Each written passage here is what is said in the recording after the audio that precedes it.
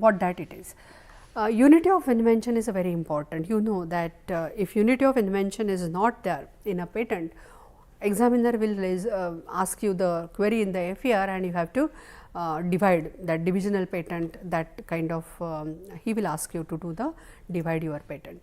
So, after keeping unity of invention, there is a possibility of single or multiple patenting. Yes, that is also possible.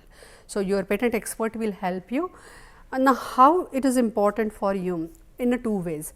If you have a sufficient fund and if you want to show that I have 10 patents in short time like a 1 year or a 2 year, I have a big portfolio of 60 patents. This is a strategy for your business. You will say that I am so technology driven that I am filing patent and my portfolio is building like very fast, I am very intensive R&D. So, you will require many patents, right, and that is a one view you may look into.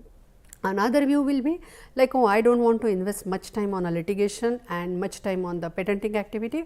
As far as possible, I should make sure, I will be very sure that I will do complete protection, but I will try to reduce number of patents. Okay.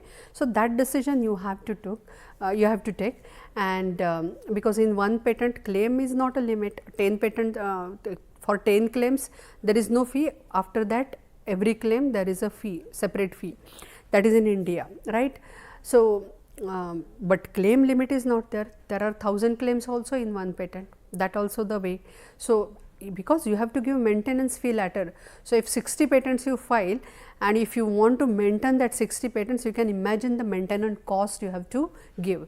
So, you have to think all these things very carefully before a filing patent. So, you decide I want a single or a multiple patenting, that is one patent expert will help you in that. Next is a fencing.